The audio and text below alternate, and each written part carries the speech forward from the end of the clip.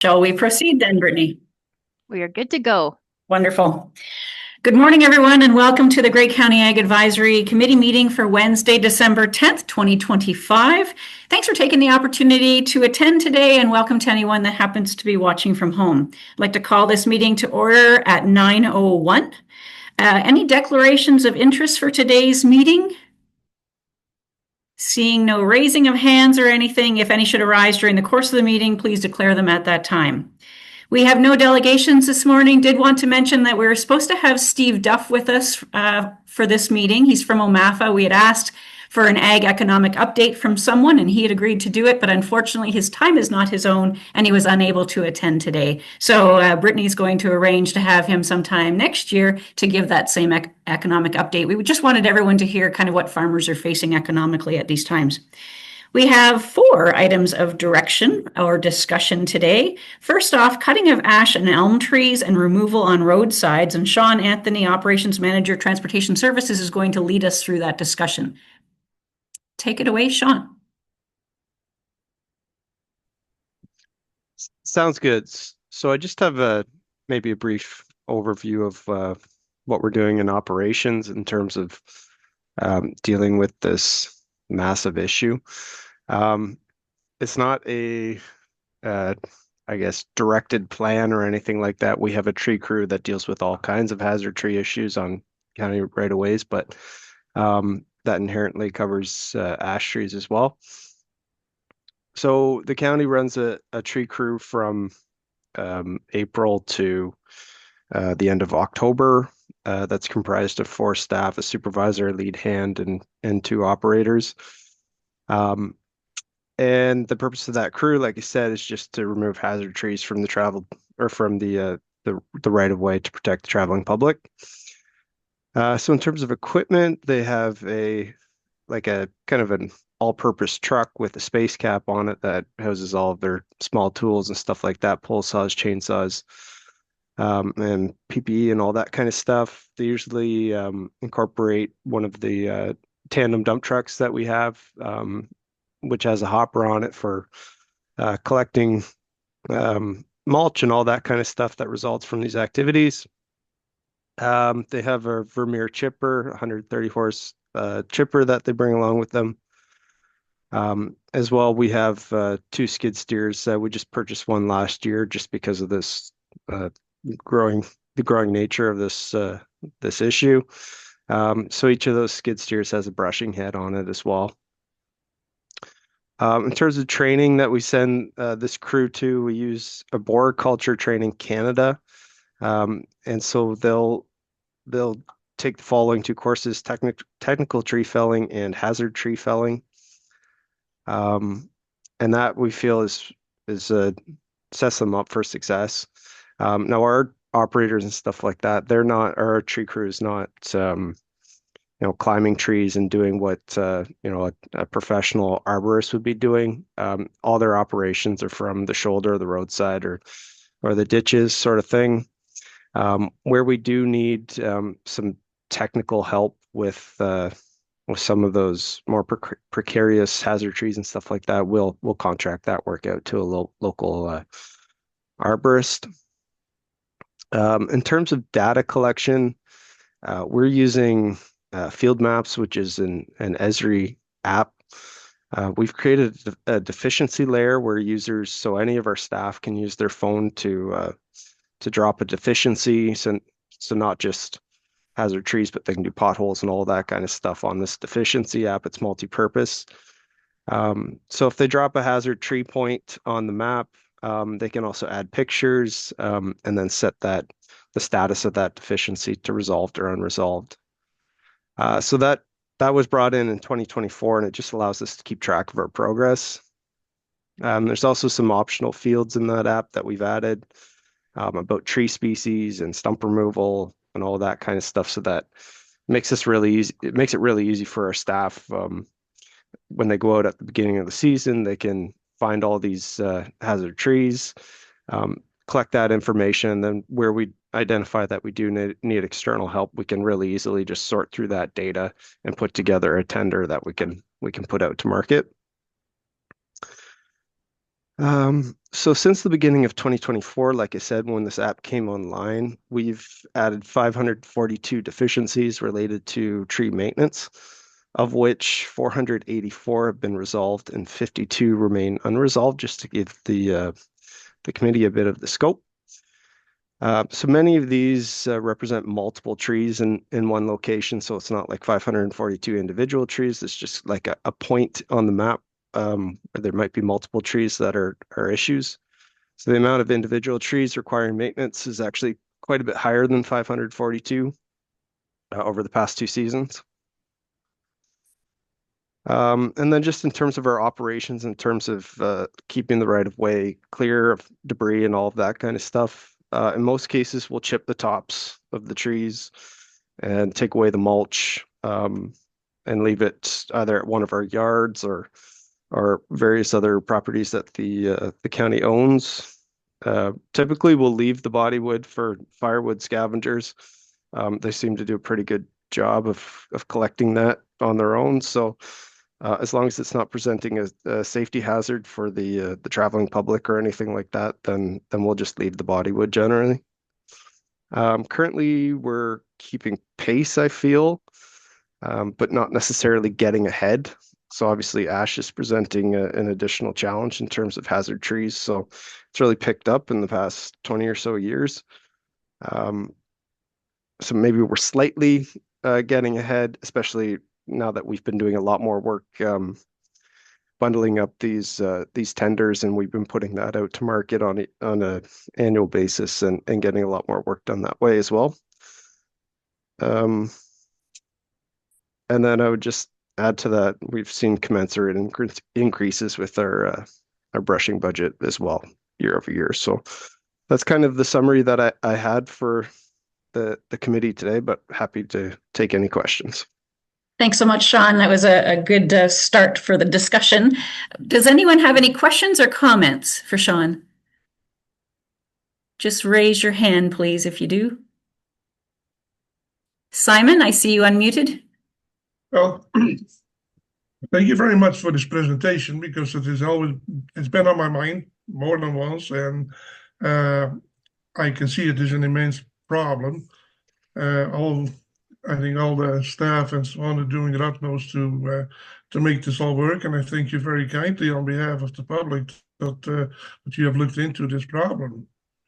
So that's my comment, not really a question, just a comment. Wonderful. Thank you, Simon. I'm sure others would agree. Paul, please. Yeah, thank you, Madam Chair, and thanks for the update on that. It's good to know what's happening out there, and the odd time I see them out and about. But the question I have is the bodywood. That's great that it's left there for whoever can make use of it, and I'm sure lots of people can. But sometimes the bodywood or the some of it's too big, and do you circle back? I know sometimes I've seen big chunks of trees still on the side of the road. And I probably you need the roads crew to come back with some equipment as well. But I just wondered if you had a comment there. Sure, through the chair. Yeah, so our area supervisors, so we've got 4 individual depots throughout the counties throughout the county, and each area is supervised by an area supervisor. And typically they'll be out patrolling. So if they see anything that looks kind of out of the ordinary, then they'll let the crews know to come back and deal with it. Additionally, all of our patrol staff have chainsaw training, so they can kind of go out and deal with those types of issues individually as well. But yeah, we kind of do a debrief at the end of every season with our tree crew foreman and just go through some of these items and make sure that that's top of mind for them. And just to follow up on that, Yeah, Paul. yeah, some of the stuff I've seen is like probably 3 or 4 feet diameter, like maybe an old tree that's died, and there's like the big trunk, and I'm sure your crew is well trained that there's a certain spot not to cut on an old tree because there's probably fence in there as well, and it'll be a quick way of ruining your day when the chainsaw gets into some wire. But I'm sure you're all trained on that as well, and that's probably why some of that big stuff is left, because of that reasoning and stuff like that. But yeah, no other thing to decide to talk about. Just thanks for the update on that. Thanks, Keep up the good Paul. work. Any further comments, Sean, on anything that Paul said?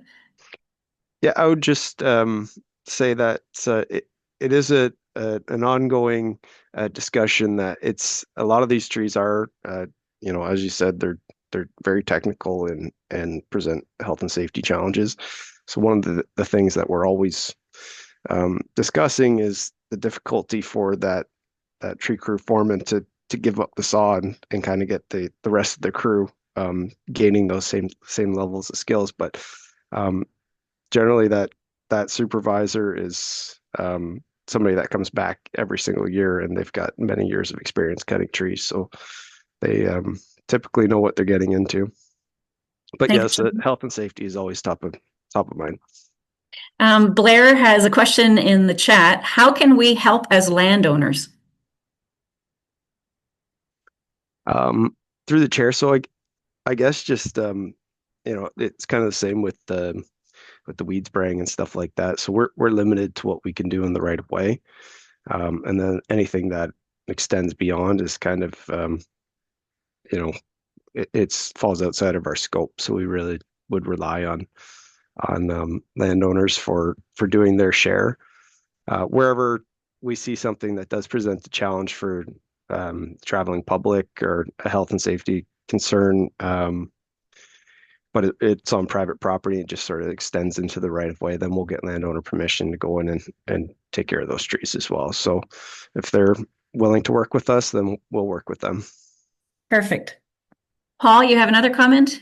Yeah, just to follow up, thank you, Madam Chair. With regards to trees that are dying or are dead along hydro lines, do you work fairly closely with hydro? Because obviously that's a technique in itself, because when you're trying to fall those trees, just as a side, I know that a number of years ago there was a dead tree on my dad's farm, and it was obviously dead.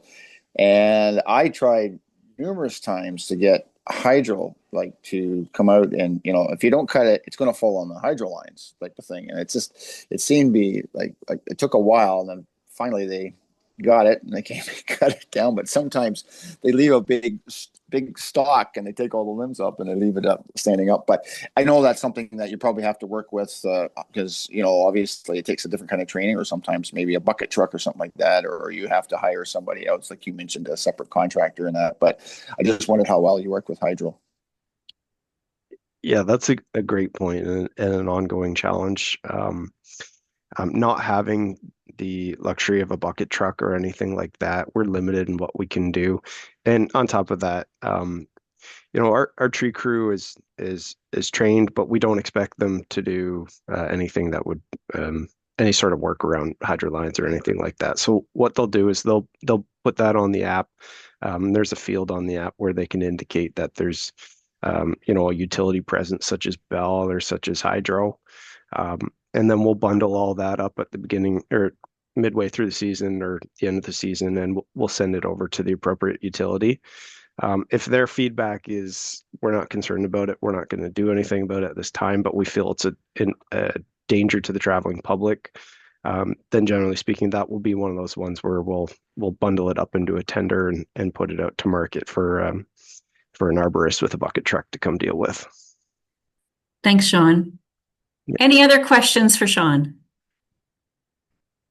Seeing no raised hands. Thanks so much for this update, Sean. I think it was greatly appreciated and very timely. So thank you. Thank you. 4B, the next items for declaration or items for direction or discussion is the West Grey Hanover boundary adjustment, and Scott Taylor, Director of Planning, is going to give a high level overview of this item. Thanks, Chair Smith, and good morning to the committee. I just have a brief presentation I'm going to share with you, so I'll just get my screen shared here and hopefully we'll be off to the races. Can someone just confirm that they can see that slideshow there? Yes, we can. Okay, great. Thank you so much.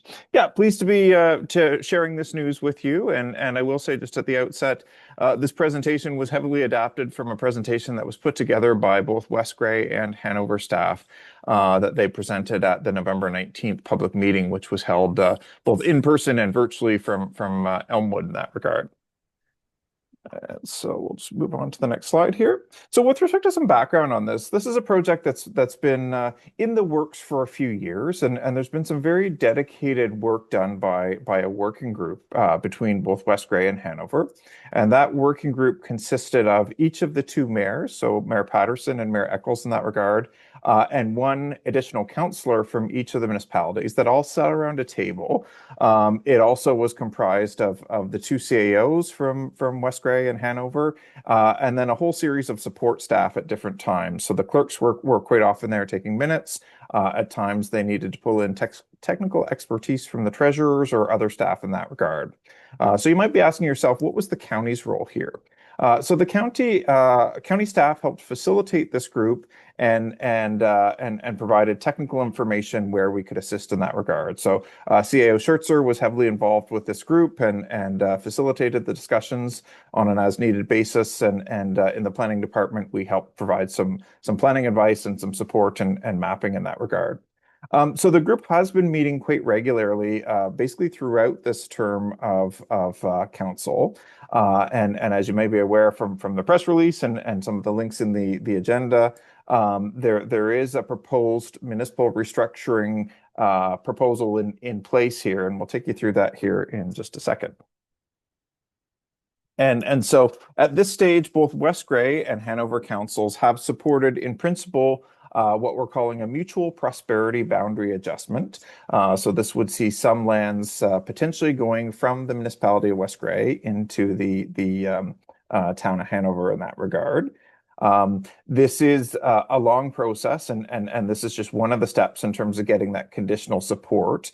What that conditional support led to from both councils, as I noted, was a joint public meeting that was held in Elmwood on November 19th. Both before the public meeting, at the public meeting, and since the public meeting, we've had lots of comments received from different landowners and some groups in that regard. There's been a mixture of questions, just trying to understand what happens, what the next steps are, and everything else. There's been some that have voiced support for the proposal, and some that have raised some of their concerns with respect to the proposal. So staff at both the municipalities and the counties have been working to answer those questions within those links that were shared on the agenda today. There is a frequently asked questions, and that will have to be a living document and updated from time to time in that regard. So what's being proposed at this stage is a transfer of land of about 1,634 acres at the north end of Hanover and at the east end of Hanover. So these would be lands in the municipality of West Grey that would be potentially shifting their municipal boundaries into the town of Hanover in this regard. I will say that most of these lands that we're talking about are privately owned, so we're not talking about municipal land shifting hands. We're talking about privately owned lands that would go from potentially one municipality into another. And so we just have a map here showing you the lands in question. So what you see obviously to the left there is in the gray is Bruce County and Brockton in that regard. And then we have Hanover and West Grey. It's the lands that are sort of in that wine-colored purple that would be potentially shifting from West Grey to Hanover. And so roughly in the north, it would be the lands to the east of the county land and north, or to the east of the county line, sorry, and to the north of the current Grey Road 28. And then on the east end of Hanover, it would be lands both primarily south of Grey Road 4 and a portion of land to the north of Grey Road 4 there as well, including the former Bucks Crossing golf course in that regard. And I just have a couple air photos to better show you what we're looking at here. And so what you see on the left-hand side of your screen is primarily the north end of the proposal, the north and the east, and what you see on the right-hand side is the eastern end of the proposal. So just from looking at the air photos, you can see there is a mix of land uses there. There's certainly some lands that are heavily treed and naturalized in that regard. There's farmlands included here. There's some individual parcels, particularly in the north end, which might be a mixture of residences or small businesses. And then, as I noted, on the east end here, we have what was the former Bucks Crossing golf course in that regard. And so with respect to the proposal at hand, There's been lots of questions about the financial terms of this agreement. So what's been supported in principle at this stage is that Hanover would provide financial compensation to West Grey. And the reason for this compensation is because if these lands are changing municipal boundaries, then West Grey would be losing some tax assessment in this regard. So the proposed deal at this stage is that Hanover would pay West Grey $10 million, and that would be paid through equal installments of $500,000 a year over a 20-year period in that regard. And so some of the other things to note about this proposal is there's no development proposed at this time. This is a very long-term proposal, and certainly if you go back a couple slides to the 1,634 acres that we showed you, there's the thought that if development happens in these lands, it will be phased in over a number of years. First off, there would need to be infrastructure improvements in terms of the construction and expansion of water and sewer pipes in that regard. There would need to be further planning processes, environmental assessment processes, and so this is a very long-term proposal. This goes beyond what Hanover would need to support their immediate growth needs, but this allows, if it were to be approved, Hanover to plan for their long-term growth future, not just for the next 10 or 20 years, but for decades in that regard. And so at this stage, the planning work hasn't been done in terms of updating official plans or zoning bylaws. It's anticipated longer term that these lands would include a mixture of commercial, industrial, and residential development. We've made it clear throughout the process, or the two municipalities have made it clear throughout the process, there's no obligation for any property owner to develop. So if you're one of those properties and the lands do shift municipalities, as the planning advances on this, you might choose to develop, or you might choose not to. You might choose to simply continue to farm or use your lands as you currently do. And so farming can continue, and you know, one of the key principles in the discussions, right from sort of the earliest meetings on this, is the importance of farming to Grey County, to West Grey and Hanover in that regard. So everything has been done to try to allow those that wish to continue farming and allow those quality lands to continue in production for as long as the landowners may choose in that regard. With respect to some of the benefits, we've got 3 slides here speaking to the West Grey benefits, the Hanover benefits, and the Grey County benefits. But just prior to going into the details of those slides, one of the things sort of we've noticed as municipal staff, and perhaps some of our politicians would agree with us, was in general, residents or visitors to our community or even businesses don't always know where the current municipal boundaries are. No doubt to municipalities and counties and politicians, these municipal boundaries can be very important because they can delineate service areas or where you vote and various things like that. But at the end of the day, you may live in one community, shop in a different community, and work in a third community. And so people are constantly crossing these municipal boundaries in their day-to-day lives, both in a recreational basis and in a professional basis. And so we've tried to look at this through a regional approach and to make sure that there are benefits to all involved, including the landowners and the municipalities and the county in this regard. So with respect to the benefits to West Grey, one of the most obvious ones that we just talked about is the financial compensation. So that would be the $10 million paid over 20 years, and that would make up for some of the loss of assessment in that regard. There would be spin-off benefits from the growth in both the residential and industrial sectors. So picture a new business opens in Hanover, and maybe somebody already living in rural West Grey or even Durham and Neustadt might find a job at that business, and they could drive back and forth to that business. And then there would also be anticipated that there'd be an expansion in services and amenities that again could benefit residents in both municipalities in that regard. With respect to some of the benefits to Hanover more directly, they would, of course, potentially assume new lands for development. And as I said, this development, if it were to be approved, would be phased in over a period of many years. As that development happens, of course, there would be new assessment growth in the town to fund important services and infrastructure in that regard. and then there would be lands for obviously more homes and businesses. And this closely aligns with not only the county official plan in that regard that speaks to sort of long-term availability for growth lands across the county, but also some of our provincial objectives in that regard in terms of helping ease the need for housing and providing meaningful employment to all those across the province, and in this case, more importantly, across Grey County and Hanover and West Grey. And so with respect to the benefits to Grey County, some of them would be similar to those benefits to Hanover. There would, of course, be increased assessment in the county's levy. There would be additional jobs and residences for residents of the South Grey region, and it's really positioning South Grey as a vibrant economic community, and the hope would be that there would be shovel-ready lands for development. And so if we get opportunities with large or small employers, or even some of our existing employers to expand, or the need for more housing, then these would provide sufficient area for some of this growth. With respect to some of the other considerations, obviously, if you're a resident in this area, one of the key considerations would be, what does this mean to my taxes? And so the Hanover tax rate is slightly higher than West Grey's rate now. So one of the things that's been committed to as part of this process would be phasing in any potential tax increase over 5 years. And so if this were to be approved by the province, that tax increase wouldn't hit the landowner all in the same year. If the lands were to shift municipal boundaries, Hanover would provide those municipal services to the land. So that's everything from police and fire and library and parks, but also to some of, over time, the hard infrastructure like extension of water lines and sewer lines in that regard.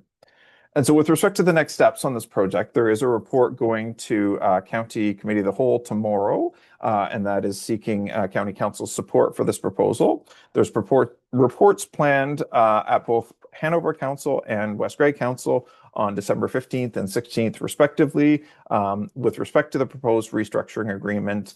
And if it's supported by County Council, and if both municipalities opt to sign the agreement, then that would all be sent on to the Ministry of Municipal Affairs and Housing. So in this case, it's the ministry that has to approve such a boundary change. And should the minister do so, they would issue an order approving that in that regard.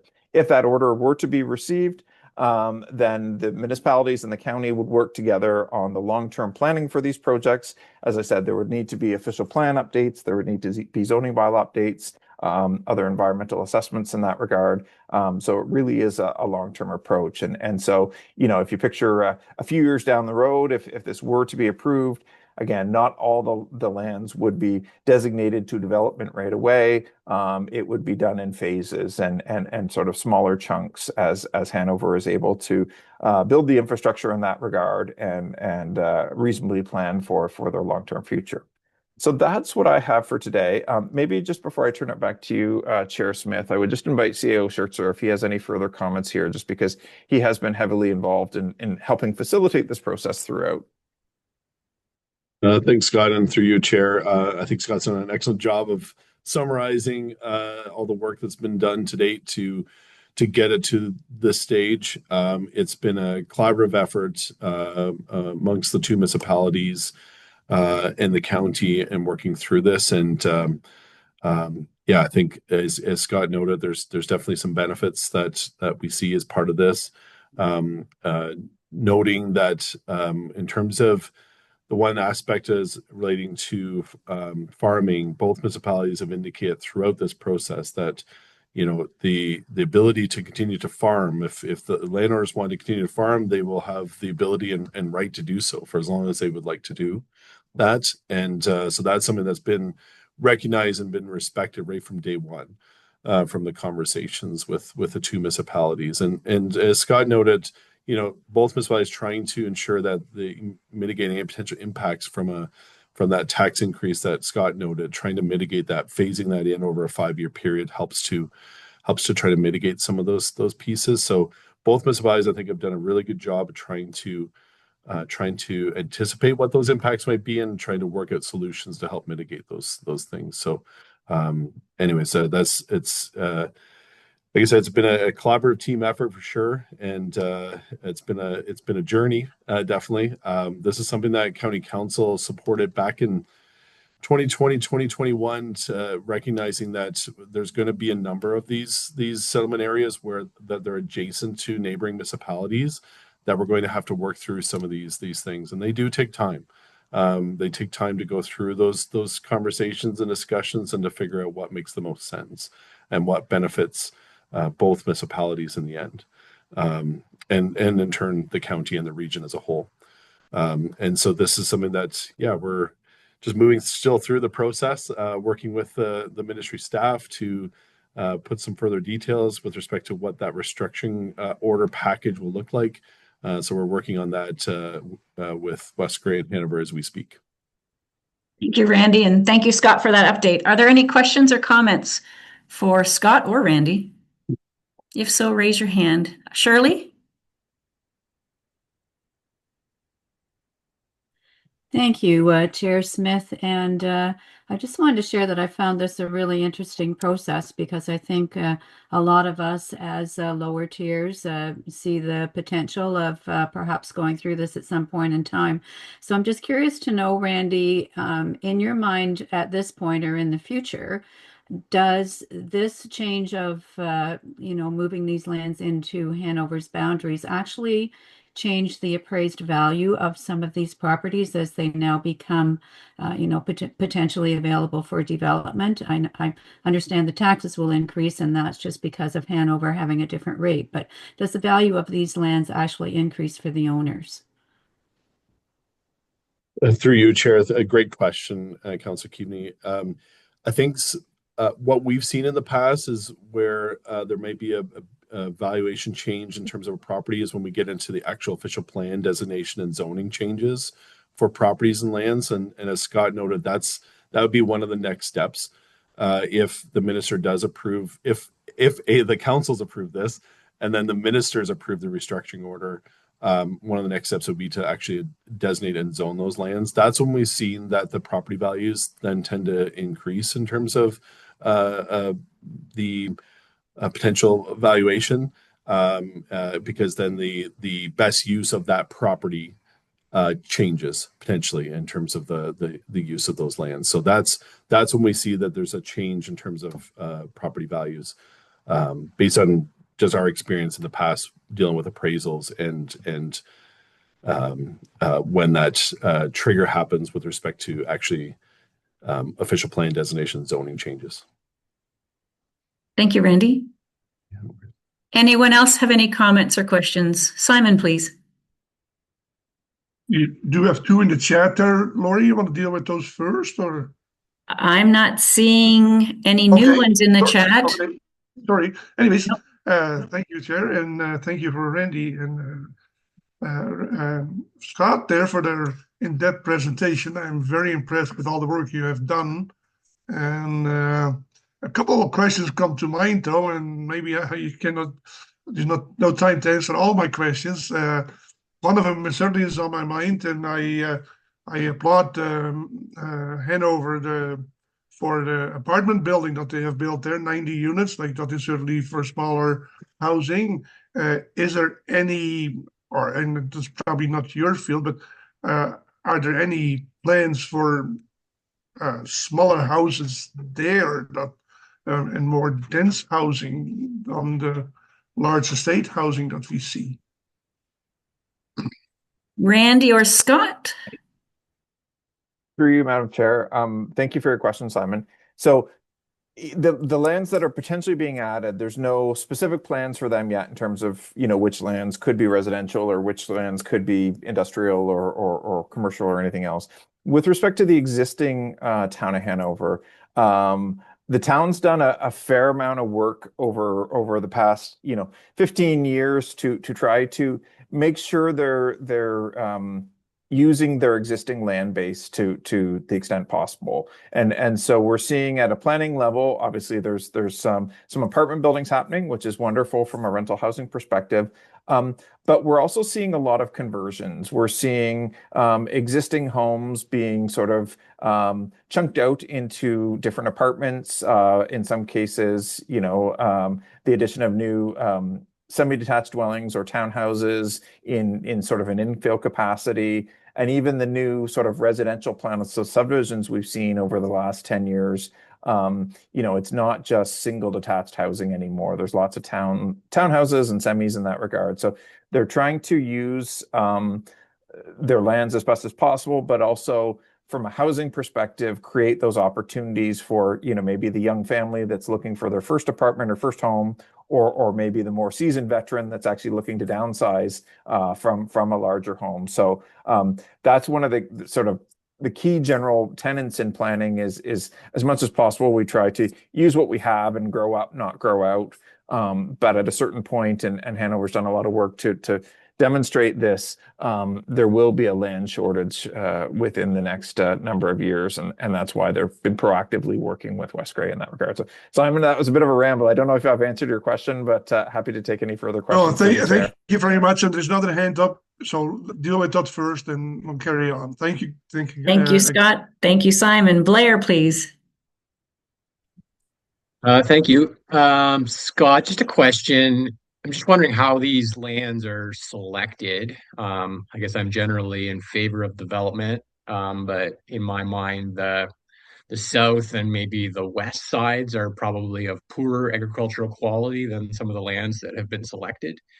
And I guess I also didn't know, does the fact that the west side falls in Bruce County, is that an impediment to working on that side of town, or how does this all work?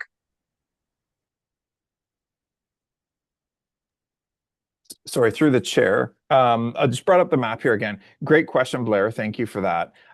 So setting aside any municipal boundaries, from a general planning perspective, sort of the way the province lines it out is, if you are looking at growing one of your settlement areas, even if it's within your existing community, so let's just say Durham was expanding into West Grey, then the general principle is you look in all directions, and then you try to determine where is the logical location for growth, and so that logical location takes into account a number of factors. So it would take into account the land. So are they suitable for growth? Are they prime agricultural land? Are they lower quality agricultural lands? Are they sensitive natural environment lands?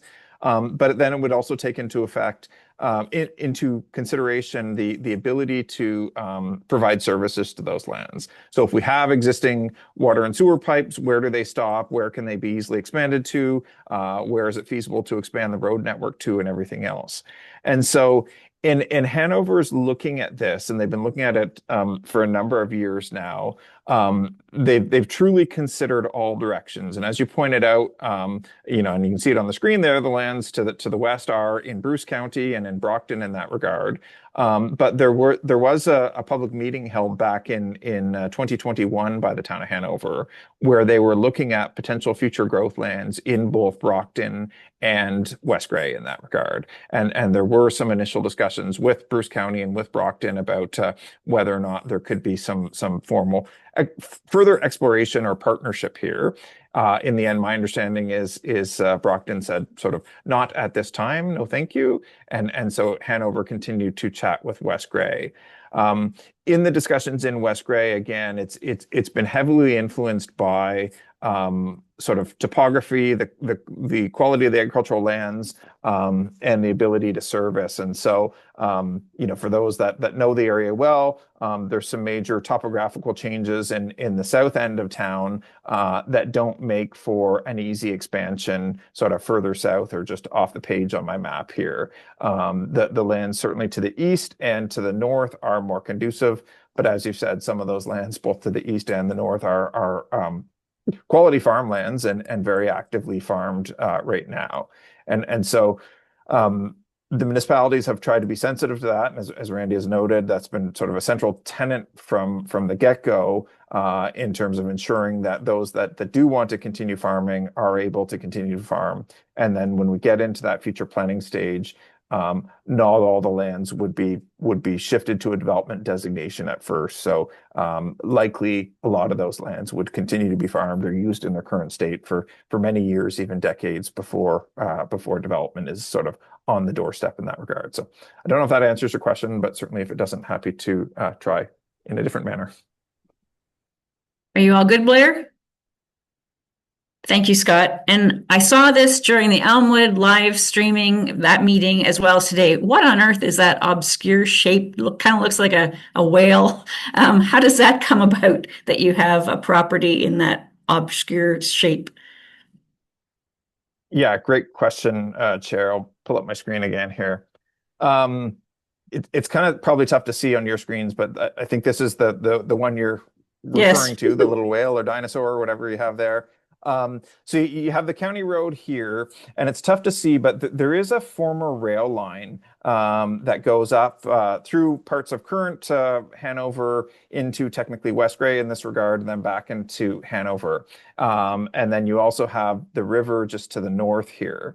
And so in order to provide that sort of trail connectivity by the former rail line, but also to have, a logical geographic boundary in terms of the river, that's where it was decided to potentially include these lands here. So there's an existing house here and one other piece of land there. But it's really about maintaining sort of that infrastructure connectivity through the trail and then using sort of the river as that natural boundary, even though it looks kind of out of place compared to the square and the rectangle boundaries elsewhere. There was a lot of thought that went into sort of why that specific chunk of land was considered in that regard. Thanks, Scott. It had me scratching my head, so I had to ask. So thank you. Any other questions or comments? Otherwise, Scott and Randy, thank you very much for that update today. I think it was important for everyone to hear, so thank you very much. Moving on to 4C, this is CAOR-AAC 1925 Experimental Acres Program 2025 update. Linda Scott Swanson from the Climate Change Manager from Grey County will do the presentation, as well as Emily McKeag from here at Grey Ag Services. But first, I'm looking for a motion as written that reports CAOR-AAC 1925 regarding the Experimental Acres 2025 program outcomes and next steps be received for information. Looking for a mover and a seconder, please. I move. Thank you, Brenda. Seconder? Thank you. I also saw Shirley's hand, so thank you. Shirley seconded the motion. Okay, so Linda and Emily, we look forward to your presentation today. Thank you, Chair Smith. And thank you to the committee for having us here this morning to share this informational report on the 2025 Experimental Acres program season. I'm going to briefly speak a little bit about the program overall and the contents of the report, and then leave the heavy lifting to Emily to talk to you in more detail about the specific projects that happened this year and some of the learnings and outcomes that occurred. So this year we had 6 producers who participated in our program, which touched directly 265 acres.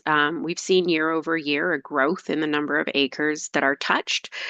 Since the program started in 2023, we've had 19 projects that have directly impacted 440 acres. But we know that that's sort of within a given program year. So when you think about those farmers or producers who maybe are continuing to use those practices in subsequent years or sharing their learnings with others, we know that it's a much larger number of acres across the county that have been touched by this program.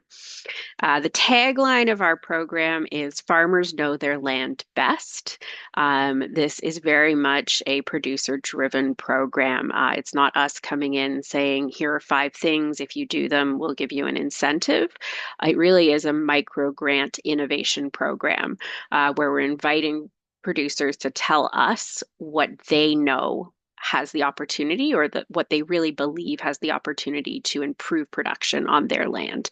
And then based on the applications we receive in 2025, there were, I'm going to get this right, I want to say 15. We received 15 applications to participate in the program. And of those 15 applications, we could have given funding to almost all of them. There weren't bad applications, there were just applications that were stronger than others. So we use a blind review process to select the successful projects. A number of this committee's members sit on that review table. You don't know whose project you're looking at, you just get to see what the producer is proposing. And they're scored against a pre-established rubric that looks at the feasibility, that looks at the design, how replicable the project might be, so whether or not it's something that could be transferable, and then also centrally how effective that project is likely to be with both resilience building on farm, so things that are going to decrease runoff, things that are going to mitigate against our changing climate, and also carbon sequestration.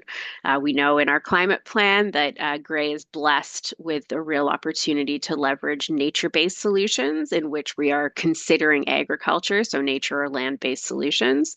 And so things like keeping roots in the ground, maintaining green cover, integrating animals into rotation, and reducing mechanical intervention are all things that we look for in the project applications. We try within the program to bake in or build in knowledge sharing. So we don't want the benefit of these programs to stop on the farm or the location where they happen. We really want there to be learning between the participants and also beyond the participants. So we host 2 events in 2025, a farm tour that some of you were able to join us on, which was great to actually visit some of the different producers and hear firsthand what they'd been doing, and then also a season end networking event where, again, participants are able to talk to each other. And the report that Emily is going to walk you through really documents a lot of the lesson learned, and that document is made available on both Gray Ag Services and the Gray County website, and also shared at the Gray Bruce Farmers Week, and really kind of made available to any interested parties. There's also a video which is on both organizations' websites for folks who I will ensure that link, I believe it's in the staff report, but I'll make sure that it is available where you can hear again in the voices of the participants what they learned and what the benefits they saw. Emily will walk you through the details of the project outcomes, but in terms of next steps, we have included in the draft 2026 Gray County budget the continuation of the program in partnership with Gray Ag Services. Gray Ag Services really does the vast majority of the entirety of the program administration with some support and strategic advice from Gray County staff.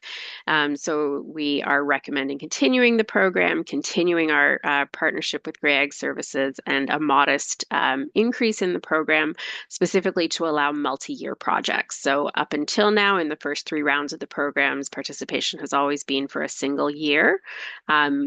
With in 1 or 2 instances us providing soil testing for the second year at a very modest cost. So that sort of has given us some indication because we recognize that real improvements in soil are going to take more than a single season. So one of our hopes going forward is to look at a handful of perhaps multi-year at least testing for projects. And we do continue to look at ways to optimize the knowledge sharing. So are there ways we can better align these projects to be scalable? And also different approaches to program design. So with that, I'll hand things over to Emily to tell you a little bit about the projects. Thank you, Linda. I'm just going to share my screen here.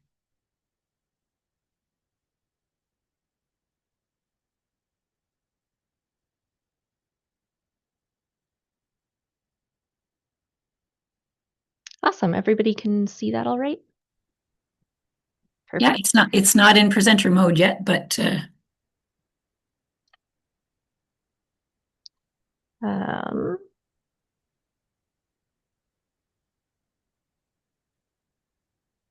is that better, Lori? maybe it's just being slow. There we go. Thank you. Perfect.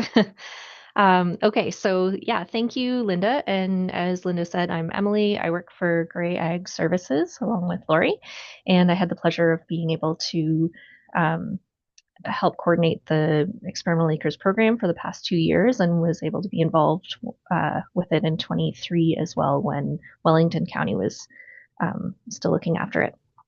So I'm just going to run through each of our projects from this summer really quickly here. Our first project was Anthony Rabideau, who is down on the very south end of Grey County, and he was looking at comparing ramial mulch to grass mulch around the base of fruit trees and shrubs on his property. Ramial mulch is made from any tree branch that's smaller than 4 inches in diameter, with the thought that they are more metabolically active and still growing and going to release nutrients back into the soil more quickly. And he was specifically interested in looking at increasing mycorrhizal fungi in his soil. But that's quite difficult for us to measure. So we ended up instead doing a cotton test on his project and looking at the general microbial population that was there. So this was something that was popularized by the Soil Conservation Council of Canada several years ago. You bury identical pieces of cotton in the soil for about 2 months. And when you dig them up, you weigh them and see which has been broken down more thoroughly.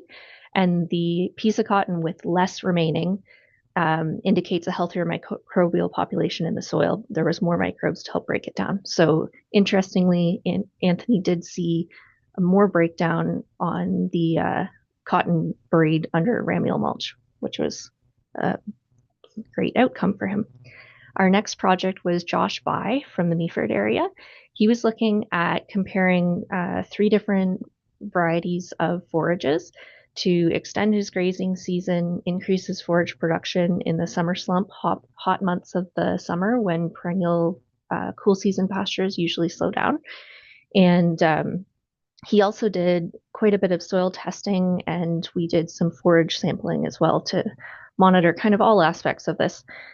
His original plan was to plant all 15 acres, which had previously been used for overwintering cattle, into warm season annuals. He was then going to graze them in late summer and replant 5 acres into cool season annuals, 5 acres into warm season perennials, and let 5 acres regrow for a second grazing of the warm season annuals. Cold, wet spring and a hot, droughty summer prevented the second stage of his project from happening. But he did have some really good learning takeaways from the project and was really happy with the outcome of the warm season annuals in the end.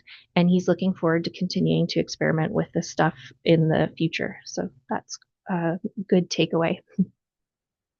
There's just a couple of pictures of his cattle grazing the cover crop on the right and the cover crop standing on the left. That was at the time when we took forage samples from it. Our third project was Gillian Griffin, who has Flora Gray, which is a flower farm in Chatsworth. She was looking at using pastured poultry to improve the fertility of soil in an area where she had planned to put into production in the following year. Just going to move to our next slide here. So you can see in the top center picture there's kind of a square area. She had tarped it in the fall of 2024 with the intention of putting it into production in 2025. She, in the early spring 25, planted an oats and peas cover crop to just have something growing in there until she was ready for it. And then her goal for the project was to rotate turkeys across that area and try to improve the fertility of the soil and reduce the amount of compost that she would purchase in to incorporate on there. She ended up needing to expand into that area earlier than she thought. So you can see the picture on the top right has some landscape cloth down, and she had a bunch of flowers produced from there over the summer.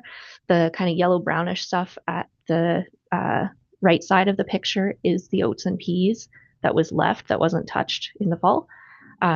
And then that was on the north end of her current production area. On the south end is where she ended up putting the turkeys on. So it ended up being kind of neat. We were able to take soil sampling on the area, the original area in the spring, and then compare it with the area where the turkeys were and the area where the cover crop was left and not touched. But this is a project that'll benefit from her continuing to soil test down the road, because the changes in fertility are hard to see in one growing season. Our next project was Peter Kotzeff, who had several farms that he was running his trial on. And those fields totaled about 210 acres, and they included wheat, some of it with and some without red clover underseeding, as well as triticale with or without red clover underseeding. And his intention was to have those crops established, go in, broadcast turnip seed over them, still be able to harvest the wheat for grain or the triticale for forage crops, and then have turnip left behind, which would grow up and provide him with extended fall grazing for his cow-calf herd. He found that anywhere that the original crop was a good thick stand, or where it had red clover underseeding already established, the turnip wasn't able to compete, so he didn't have great germination. But if along field edges or in thinner spots, it got enough sunlight and moisture, he felt, and was able to come up and provided good forage for the cattle in the end. So his takeaways were that he would not overseed it onto a well-established crop, but he would definitely continue to broadcast turnip seed around field edges in the future, because it really filled those spaces in. That picture was taken of Peter at our September farm tour, and you can see he had some triticale that didn't get harvested in the background behind him, and the turnip really came up thickly in there as well, just along the edge of the area that he'd been working in. Wade Deacon is down in the Elmwood area, and he was looking at late summer seeding hay after he took wheat off of a field, and he wanted to improve the success of the hay stand that he got. So I'll just carry on. If you can see, the bottom right corner picture there is not from Wade's field. It was just one that we were using as an example of the density of volunteer wheat swaths that can come up in a field. So that was wheat seed that was dropped behind the combine as the grain was taken off the field, and then it germinates and comes up. So he wanted to prevent that from happening in his hay field, and it would come up in the hay and then die off and leave bare spots in the field. So he wanted to prevent that and get a more even stand. He had a very simple project. He just spread the straw out of the back of the combine, distributed the seed across the field. Then he went back in, raked the straw into rows, baled it, and had his hayfield no-till drilled in. And the picture on the left there and the middle right are from our September farm tour, and he had an excellent, very, very uniform stand of hay. The wheat was there, but it was very, very well distributed, so he should have a pretty good crop in the coming years.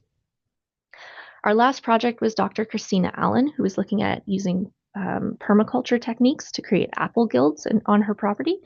She had a twofold outcome that she wanted to see from this.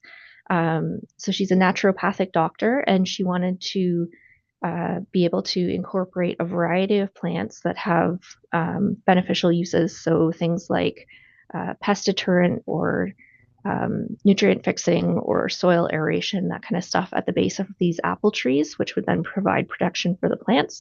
And those plants that she was incorporating in her guilds, she would then use for their medicinal purposes in her practice.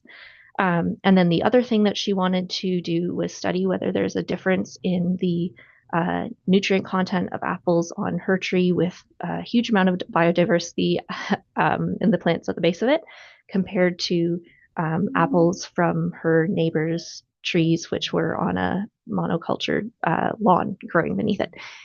So we did the nutrient testing from those, and there was quite a difference in some of the nutrients that came back, which was pretty interesting to see as well. That's just a couple more pictures of Christina's guild. And then Linda already mentioned it, but I just wanted to put a little plug in for the project outcome report. So it is posted on the Grey County website and the Grey Ag Services website on our Experimental Acres pages. It has a lot more detail about each of the projects and how they were set up and what the producer did, what their goals were. And then it also includes all of the tables of soil testing results and forage results and nutrient analysis and that kind of thing in it, if anybody's interested in taking a look at that. And then, like Linda said, Grey County put a fantastic video together. The content was collected on our September Farm Tour Day, and you can hear directly from the producers what they thought of the program and their projects and what some of their takeaways were for the year. So thank you so much for listening. I don't know if anyone has any questions. Thanks so much, Emily, for an excellent presentation, and Linda for the introduction as well.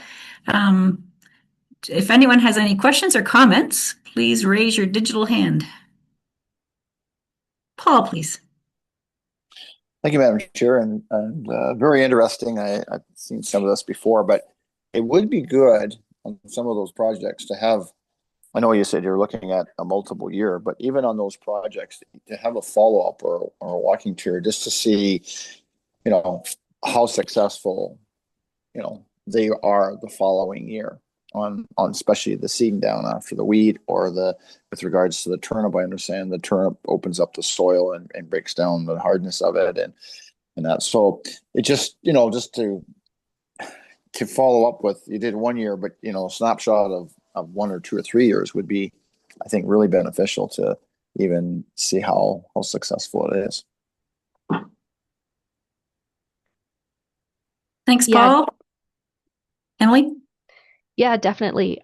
We've definitely heard from some of the producers this year, both in terms of following up with like soil testing in future years would be great, or just checking in. And I mean, we have kind of stayed in touch with some of the past producers so far from the project, just getting to know them throughout the course of the summer. But then also we've had some feedback from producers that just being able to put together a project that would look at outcomes or follow the project through several rotations over 2 or 3 years wouldn't have to be incredibly intense in the subsequent years, but that kind of thing would be really valuable to the program, I think. And just to follow up to that, I'm sure. Yes. So I think at one time when I used to be different times being in the ag office, there was, I don't know if it was from OMAFRA, just there was like a 1 or 2 or 3 page report on doing certain projects or information packages that for farming and doing certain things, whether it was bell wrapping or this or that. And some of those date back to the 90s. You know, just a report on those things that it's sort of there. I'm going to say paper form, and I guess there's other ways of finding, but there's still farmers that look at paper. I know I do. Probably Brian does as well. Maybe, I don't know, but you know what I mean? Like there's, okay, hey, and then there's a bit of a, you know, there's a bit of a report on what the individual did. These were the outcomes, you know, FYI. So people could use those as resource materials, you know, 1, 2, 10 years down the road. And obviously different parts of the province and climates and heat units probably change a lot as well. But this is sort of a Grey County growing, you know, experimental plot that's, I think it's good information that can carry on to, you know, future farmers and current farmers, and just, it's not lost. So it continues on. I guess that's where I'm sort of thinking. And certainly that's why Emily works so hard on the project review report, and all that information is there. So we will make it available to anyone that would like it. And because it's on both websites, everyone, no matter where you are, can access that information. It's just to know that those it's there. That don't know. Yeah, those that don't know, and just to make that information available to those. And certainly Farmers Week and other things that probably could make those things available, and just through your advocation through the ag office as well. But it's all there will be great. information through Graybridge Farmers Week. Also, there's been a lot of social media posts as well about this excellent project. So it's been great for Grey Ag to get involved in this, and Emily's done an outstanding job, and it's been great to work with Grey County on this project. So thank you. Yeah, thanks for that. Simon, question? Well, most of my questions have been answered, and thank you very much for this presentation and for all the work that is done. And I fully agree with Paul, like the more of the data that we have collected, we can put to use at some point. Like we started to hear more about regenerative agriculture, and of course from the other parts that there is, we can slam around the ears, but the things that agriculture does wrong. So here is a lot of good stuff that happens, and the more the more data there is, the more we can defend what we're doing, and it's only beneficial to agriculture. Thank you very much again for all this work. I see lots of nods of heads. Wonderful. Any other questions or comments? Emily and Linda, thank you very much for this excellent presentation, and thank you for the questions that were posed. I'd like to go back to the motion, call the question, and because we're digital, anyone opposed to the passing of this motion? Seeing no hands, I'm assuming that that's carried. Okay, thank you very much, Linda and Emily. That was great. Good to see you again. So one last item, dead stock removal, which Scott Taylor, Director of Planning, is going to give a high-level overview of this as well. Scott, take it away. Great. Thanks, Chair Smith. And full honesty here, this isn't a topic I have a great deal of knowledge on. So most around the table probably know more than me. So if you need to cut me off through the chair, just cut me off. I was lucky enough to attend a webinar that was put on by OMAFA on December the 1st, and I'd actually hoped to have more visual materials to share with you today. They held a webinar that was fairly widely attended for sort of municipalities and municipal officials in terms of sort of reminders about farmers' requirements with respect to dead stock disposal options, and going through the various options from collection to composting to incineration to disposal vessels or burial. And talked about some of the timelines associated there, what the municipal role is, which in this case it's very little. It's mostly done through OMAFA, and certain elements are done through the Ministry of the Environment in that regard. But they did have a very informative slide deck that for someone like me that has a very, very cursory knowledge of this topic, I've found tremendously useful. And so the province is supposed to be sharing this slide deck. So my hope is that if we do get a copy shared to us, that we could send it out through the clerk's department to the Agricultural Advisory Committee. I suspect for some of you, it's stuff you already know. The province didn't announce any major changes to the program. They reiterated the 48-hour time frame after an animal goes down, unless there's cold storage available, and they reiterated the processes around emergency scenarios, whereby if you had a widespread disease outbreak, or if you had something tragic like a barn fire or collapse or something like that, there are other options or abilities to get emergency permits beyond that 48 hours. But overall, it was sort of more of an educational thing, and certainly happy to take any questions if there are any, but also commit to once we do get that slide deck shared from OMAFA, we can certainly share it with the committee here through email, and also with our member municipalities, because I suspect, especially for 7 of our 9 municipalities that have large amounts of farmland and rural areas, there are some questions from time to time, and certainly there were some questions from some of the municipal officials on the webinar. So with that, I'll turn it back to the chair, but again, if there are any high-level questions, happy to take them. Thank you, Scott. Simon has a question. Thank you, Scott, for this presentation, and I am not totally up to snuff with all what's going on, so this is my question. Are there any grants available to build facilities to just let those carcasses turn into whatever, mulch on the end, or what is there? And what are the regulations for if there are such a buildings or structures to decompose your animals at the farm? Through the chair, thank you for that question, Simon. Maybe just one bit of clarification before I attempt to answer it. In terms of the grants available, are you talking about grants to individual farmers that might need assistance here, or are you talking about more of a grant in terms of if someone was going to open, say, a new rendering facility or something of that nature? You actually give me words in my mouth. That is two Oh, of sorry. those. Those are the two options, and I do understand that the rendering that we have seen in the past has become much more centralized, and that it seemed to be less user-friendly than it was in the past. So, but I was at one point, there was word out that it maybe could be done like in decomposing site, let's say on one road or so, that a number of farmers would have an interest in there, but I haven't heard anything since about this. So maybe just if you just I think, Scott, okay. I think Simon's challenge is that the dead stock pickup won't go north of 21 highway. So there's a chunk of farmers in our geography that can't get on farm pickup. And I know you don't have the solution to that, but that's the challenge. Huge. Yeah, through the chair, and that was raised by a number of municipal officials on the call too, and particularly into Northern Ontario as well. And I realize we're definitely not Northern Ontario, but there was geography from across the province. Simon, we can certainly reach back out to OMAFA. They didn't necessarily announce any grant opportunities in that regard.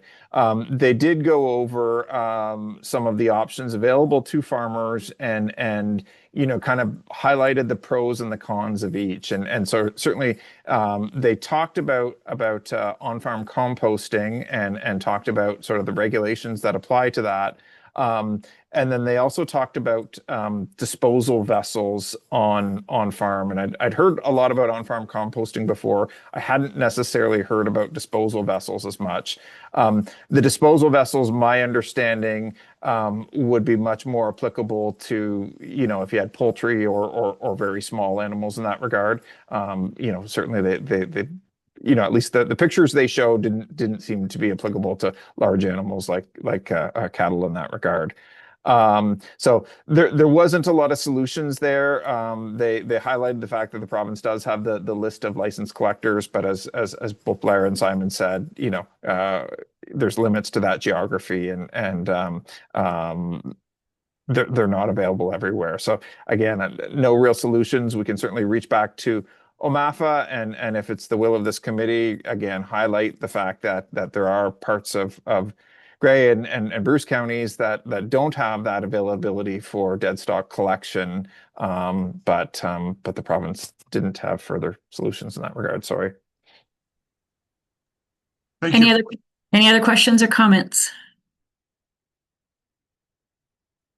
Seeing none, thank you very much for that update, Scott. Appreciate it. Is Simon, sorry, Sorry, or I'm just- Blair, yes, sorry. is is there some kind of a standardized pre-engineered plan for a composting simple setup? I mean, maybe that would be something that with building officials, something that's pre-approved and like the plan is there that you can just do it. I think might be something that could be done if it doesn't exist already. I think it is part of one of the OMAFA fact sheets. Maybe we can take a look at that and see if we can find one. Scott, do you have any comment on that? No, Chair Smith, I was just browsing the OMAFA website as you spoke there, and it looks to be very high level. Blair, I can take that back and follow up with OMAFA staff and see if there is anything pre-approved, or if not, see if any of our building officials would know. But I'm not personally aware. Like there's pictures on the Ontario.ca website of different facilities and everything else. But as to the sort of rigmarole that a farmer went through to get that facility, I'm less certain in that regard. But I'll look into that further. Thanks for chasing that, Scott. Thank you, Blair. Okay, moving on then. Next is the roundtable discussion. So as I always say, this is the farmers' opportunities to make sure that they can share the challenges and the opportunities that they're facing today so that we make everyone aware of what we are dealing with. Who would like to start us off? Blair, your hand is up. Do you want to? No? Okay. Somebody be a brave soul, please. Keith. Yes, thank you, Lori. Just wanted to give a quick update. I think probably most of you are aware, but definitely the municipalities I think have been had the opportunity to have Tim Lanthier come to your council chambers to discuss the changes involved with the CA. There is talks of the setup of the way the conservations are now is made up of 36 separate watersheds. And so the proposed change is to have that narrowed down to 7. So it'll be a complete overhaul of the CAs as we know them now. Gray Sauble will be encompassed as will be called Huron Superior Regional Conservation Authority, which encompasses the northern shore of Lake Huron, part of the Lake Superior Basin, Georgian Bay, central portion of the northwestern Lake Superior secondary watershed. So it encompasses Sauble Bayfield, Maitland Valley, Saugeen Valley, Gray Sauble, Nottawasaga. It encompasses a huge area. So there's lots of changes that's going to be happening, but not going to be right away. It's going to take some time for this to happen. But there is a comment period as well, and I believe it's into December here if anybody is interested in making their voice known or heard. But definitely, I don't think there's going to be a lot of change right away, and definitely not each office, I believe, will still be functioning as normal. But there's so many unanswered questions of what things will look like. And of course, I think for those of us within the rural designation are always concerned about the rural voice being lost, and just having that local connection. So I think some of the reasoning for why it has happened is each CA has been permitting and regulating differently. So there's the idea of having a kind of an overhaul to make sure that everything is the same, which I think makes sense, but is the way they're doing it the proper way? We're not completely sure. So nothing will likely take place until into the new year of January 2027.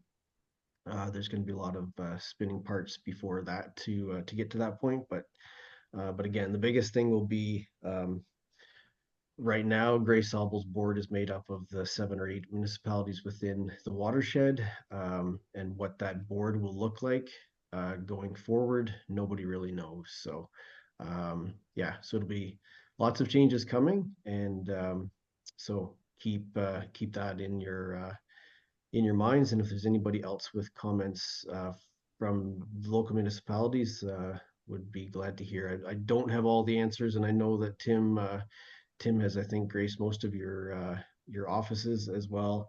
And he was also on the open line today. So if anybody is interested in hearing his talk with Philly this morning, that would be a good opportunity to learn quite a bit about it. So anyways, that's just what's on my mind this morning. Thanks, Keith, for that. And Scott has put a link in the chat for everyone to check out as well. Any comments or questions to Keith's comments about changes to the CAs? Simon, is your comment based on that? Yeah, for what I know, the comment period closes on December the 11th at 5 o'clock or so. So tomorrow. There's no, if I'm right, there's not a whole lot of time left. I think the fear for the unknown is certainly here, and there again, there is some rumor around, and I don't know whether that is any merit or not, but that will also open up more possibilities to build on land that was prohibited before. Now, I don't know whether that makes any sense or not. It doesn't make a whole lot of sense to me, but there again, the fear for the unknown is certainly there at this point. Yes, thank you, Simon. Any other comments or questions? Seeing none, thank you for bringing that point up, Keith. It's certainly something to keep our eye on. Any other comments? Brenda, what would you like to bring to the table today? It's just an oldie but a goodie. Snow started really early this year, as we all know really well. And, of course, spending any time on the roads, that NFU has over the years kept bringing this up, this idea of keeping hedgerows or adding hedgerows in along roadways. I mean, really, if we drive anywhere, you could tell where all the snow is blowing. It's always along those fields which don't have any shrubs or tree or plant or any kind of cover. I just wonder if I know that Grey County has a program to do with keeping standing corn in place and or getting landowners to possibly plant with, the 20-year contract to have that in place. I'm just wondering, I know we have that program in place, but like how much take up is there on that? Like it's not the most appealing program, honestly, for farmers, this 20-year thing. I guess I have some questions about how can we sweeten the pot? How can we make this easier? Is there even even along roadways, a bunch of that actually belongs to the municipalities and the counties, right? There's a certain distance off of the roads that still belongs to them. And I know you can't plant trees too close to the roadways. So I'm just wondering, like, is there any creativity that can be found here?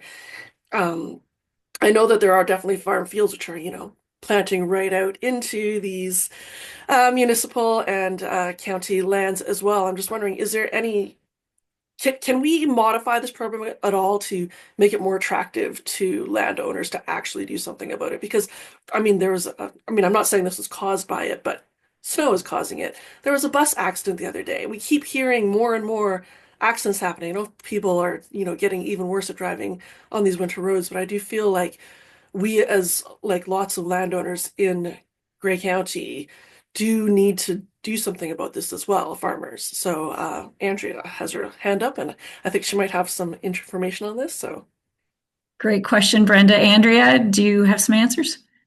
No, I don't have answers, but when I used to sit on both Grace Harbor Conservation Authority and also Nottawasaga Valley Conservation Authority, we got reports, some follow-up reports from Nottawasaga Valley on programs where we had worked with farmers to establish a windbreak, and then it had to be pulled out again because the complications, because of the physics that the windrow, in order for it to keep the snow off of that actual road, it has to be planted so far in the field that it became too complicated for the farmer to be able to do their job on farming. So that's as much of my extent of my comprehension. I would actually perhaps ask Keith if he's got any further information, just because of his positions with the conservation authorities, any exchange of information that's been going on with the conservation authorities that have tried but have had problems because of the distance it needs to. Otherwise, the snow, we all think of, I used to, when my husband's from England, and we used to drive around these hedgerows that were right up against the, and you'd think, oh, wow, wouldn't that be a great, a prevention for snow in our area?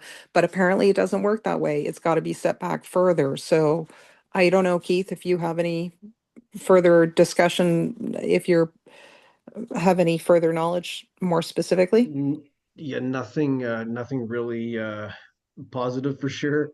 It's not an easy sell. And I think you're right. There is a way to put it in properly, and there's a way that actually works against the road system. So, and I can attest to that because I put up a pole fence about 25 or 30 feet beside my laneway, and there was no issues before. And now I thought that it was going to stop the snow in the field, and it actually stops the snow exactly right on my laneway now. So, yeah, having the reminding that of every time the wind blows up here, so which is all the time. So, anyways, there's a good way to do it, and there's a bad way to do it. The issues that we're dealing with, I have had conversations with several landowners trying to implement this. I'm definitely in favor of the program for sure. They are cautious of a 20-year agreement. They are also cautious, anybody that has made investment in tile drainage, there can be issues with roots getting into the tile drains and causing issues that way. And when you're having to put the windbreak back, which you've described, it just makes an awkward piece of farmland next to the road. And yeah, it's not an easy sell. I know that there was talks of the corn within the county, but I'm not sure whether there was a whole lot of success with that either. But everybody that is interested wants to have it right next to the road, and the land values, it just makes sense that they're just not wanting to give up a whole lot of land for that purpose. So yeah, it's something I've been trying to implement, but it's not been easy for sure. So Thanks for that, Keith. Can anyone from the county talk about the Living Snow Fence program? Randy? Yeah, and maybe I'll turn it over to Linda or Megan, because we see merit in it, obviously, in terms of trying to increase this, but we have seen limited uptake, and I think some of the challenges that both the warden and Keith spoke to are some of the challenges that we face with respect to trying to increase that uptake. But I don't know, put you on the spot, Megan, but I know Megan has been working with her transportation service department to see if we can try to increase the uptake. But yeah, there's some challenges there for sure. So yeah, Megan. Yeah. Thanks, Randy. Yeah, through you, the chair. I think we have been working to try to make some improvements to the program, and Lori and Keith, we've had discussions about how to make it more appealing. I think Sean from transportation had indicated that he was also more interested in these longer term agreements rather than the cornrows that change from years to year. So we've gotten some good feedback, and transportation has received approximately 5 to 10 inquiries about the program. Georgian Bluffs was also doing some dedicated outreach to raise awareness about the program. We had also hoped that one of the Town of Blue Mountains Youth Climate Action projects were going to focus on this issue, and we were hoping that a promotional video would come out and just kind of increase awareness about the program. Unfortunately, they decided to go in a slightly different direction, so that didn't work out. But yeah, I think that there are some limiting factors. One would be the cost of trees, the position also. So one of the landowners that I did a site visit for, just because of where they would ideally be situated, it does cut up the field. So still more work to be done. But from our initial kind of conversations, there is some interest in the program, and I think that if there's direction from council to do so, I think there could be potential improvements and for further work done. Thank you for that, Megan. Paul? So a thought I've always had, and it's more of a permanent solution, and I'll use an example of County Road 124 that goes from over my way here from Shelburne to Singhampton. Many times it's closed, and it could be any other corridors that are there. And that used to be a provincial highway at one time.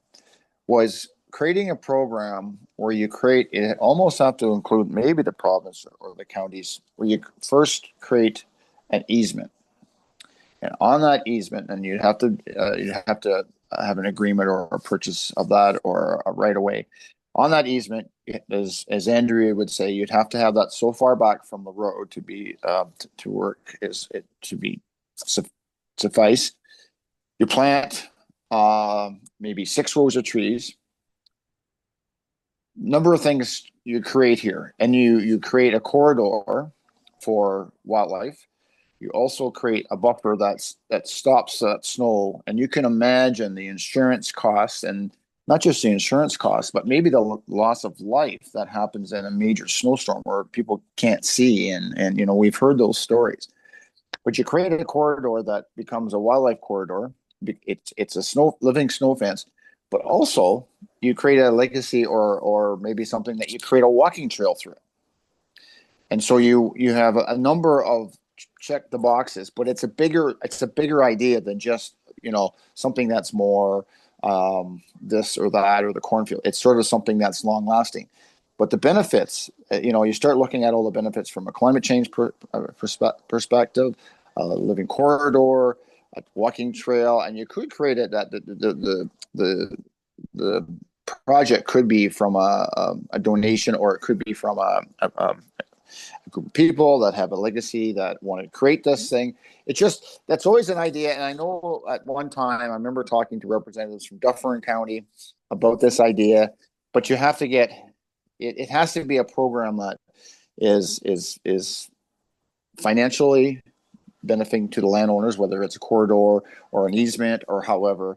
But I think there's a lot of things to look at that could be a win-win-win for a lot of different reasons. And you see that areas where sections of the road where there is, fully treed, there's no snowbanks. They're not the whiteouts. And then not only is that, I remember as a kid, you'd see more plowing fields and today a lot more no-till. But when those plow fields get turned up in the middle of the winter and they get the sun on it, you have erosion as well. And it's surprising how much dirt moves when it is windswept through. And anybody that's taking out a fence row, you'll find that there's a lot of topsoil in the fence row because it has captured, those drifting soils and all that kind of stuff. So it's an idea out there, but I have had conversations with others over the years. It's a bit of a big idea, but that's something that I've always had in the back of my mind that could be beneficial in a lot of reasons. Thanks, Paul. Megan, did you want to speak to that at all? I don't think so. I think it's a great idea and definitely worth further exploration. Perfect. Thank you. Blair, please. Megan, just curious, have we ever tried using, I don't even know what they're called, but like tall grasses that people would have in their flower beds? You can mow them in the spring, you can drive through them with equipment, and you let them grow in the fall and just leave them. Has that been tried? It hasn't been, but that was actually one of Keith's ideas when we were talking about potential improvements to the program, as it might be like a shorter term win-win where someone who's not necessarily, it's less You budget still to got to plant pay me these for it, tall. but it's easier Yeah, for me to get rid of it if I don't want it. That kind of stuff. exactly. Just gets that kind of like foot in the door early buy-in. So someone might try that for a few years and then it's like, oh, that's great. And then they might be more willing. So I think that's definitely worth looking into as well. Great idea, Blair. Brenda. I love all of these ideas. I just wonder if there is something that we can have a partnership on. Maybe Alice and the county through the climate action group, maybe through experimental acres, find one site which could be a great demo of planting out something like this. Maybe with the grasses, maybe as a trial of like grasses versus shrub, whatever might help in this area. But I do feel like this is something that we should really be throwing out there. And I agree with Paul. This is like a more of a whole landscape mind shift that needs to happen to really change things. And maybe we just need some examples out there. So I challenge us as a group to be able to do something about this because of course, even a single loss of life is not worth the extra bushels of corn you get from, those bits of strips everywhere. And I know that farmers would rather not have the lives lost. So if we could even just find a demo or something. I mean, we know what it's like to like work at the nuclear plant and have to drive home and then have all the roads closed right after you leave. Your shift ends, then they close the roads, and you get to convoy it home and hope that everyone makes it back because you have enough of you on the road to help pull anybody out of the ditch or get you somewhere else. Like that's not a great way to work. That's not a great way to do things. And with climate change, we are going to get more and more of this lake effect snow, as we well know.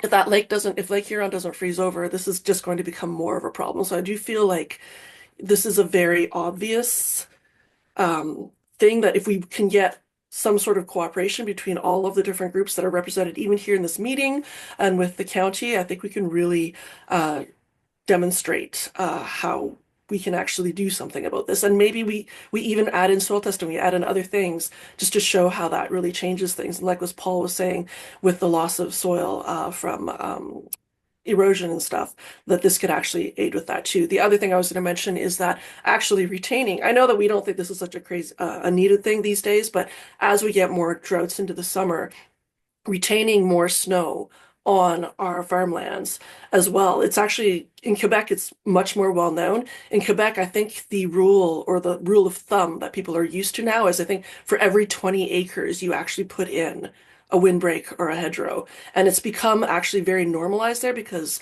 the provincial ministry there spent the past 20 years educating people on this. And now, they're like, oh, we need to put in more hedgerows so we can retain more snow, so we have more moisture retained throughout the growing season so that we can keep cropping. So I think that we really need some real life examples in Grey County. And I think if we can figure that out as a group, that would be a really great start. Great idea, Brenda. Anyone want to speak to some of those ideas? Yeah, I think just lastly, I think I should have mentioned before, transportation has mapped some of the key, like most beneficial locations and high priority locations, and we also do have our landowner list of potential inquiries. So I think between those different data sets, we can hopefully identify some opportunities for a demonstration project, as you say, and go from there. Perfect. So we look forward to some things happening on that regard by the sounds of things. Brenda, thank you for bringing it up because there was lots of discussion there. Any other trends or challenges, opportunities that we want to speak to when we have the opportunity?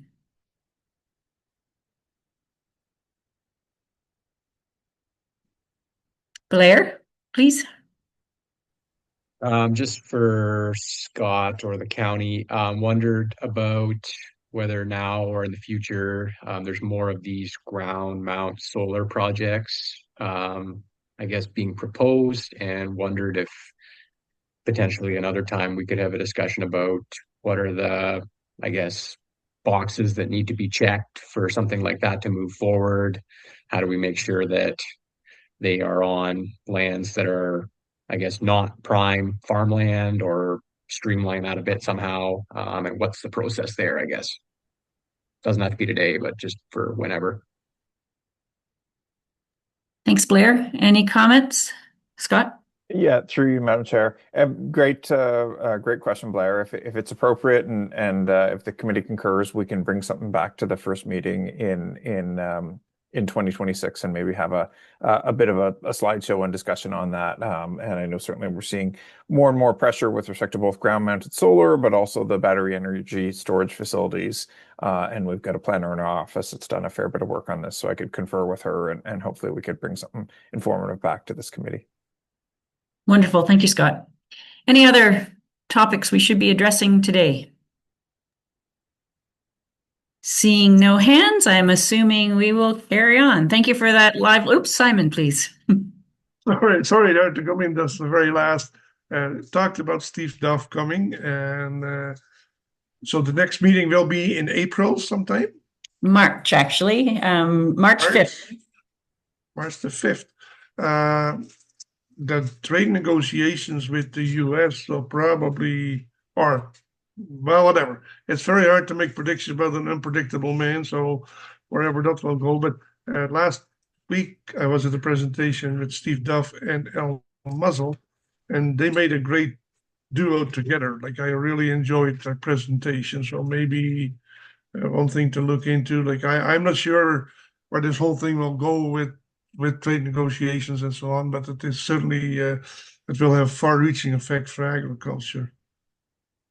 So, yes, and certainly Graber's Farmers Week will address a lot of that on each of the days too. I was hoping that Carrie would still be on. I was wondering what was happening with regards to canola, with the issues with shipping to China, whether they're, how local farmers were handling that.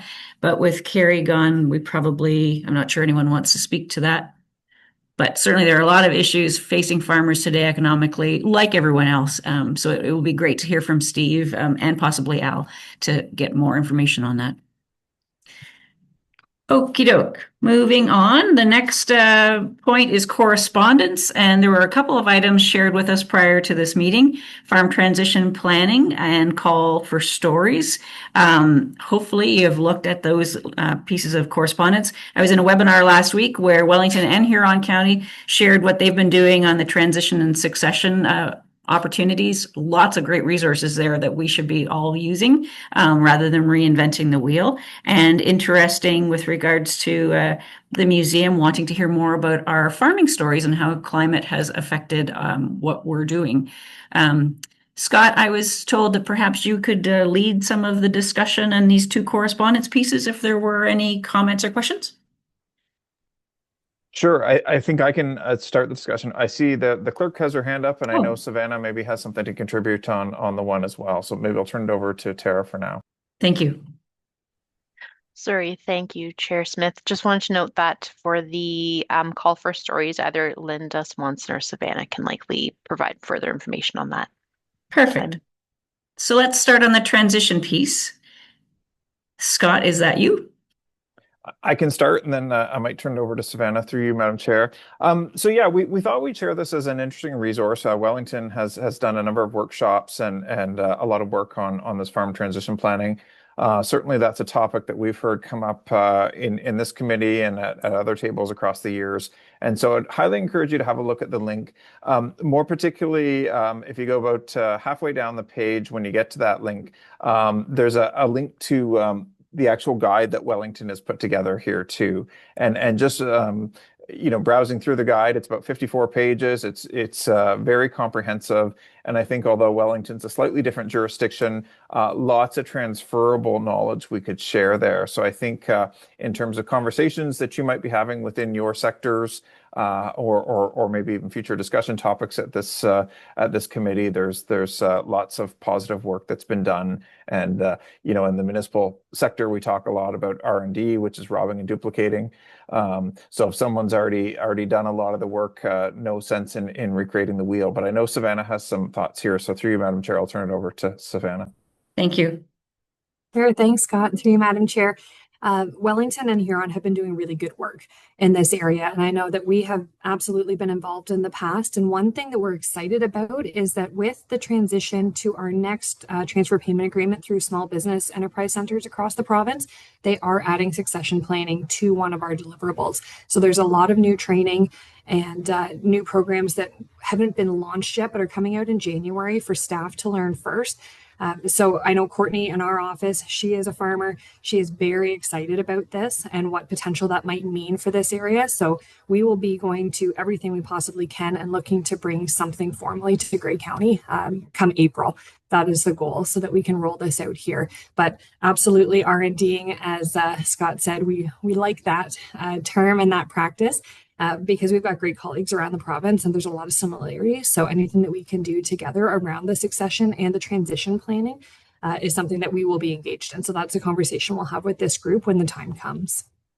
Sounds wonderful, Savannah. One of the things that jumped out when I started looking at the information was only 19% of Ontario farms have a written succession plan, which is pretty scary. But we all know that we put our heads in the sand because we don't want to deal with that. We think we're going to live forever, so why start? But it takes, when you listen to people that are doing succession planning, transition planning, it takes more than 10 years in most situations. So we need to start today.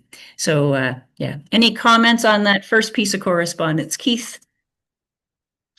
Yeah, just a quick comment, and Paul, you might be able to add into this, but I wasn't able to get down to the OFA AGM this year, but there was an excellent speaker, Tom Deans, talking about this very issue and about the transition of wealth between, as our population is aging, we're almost skipping a generation from where the businesses are transitioning to.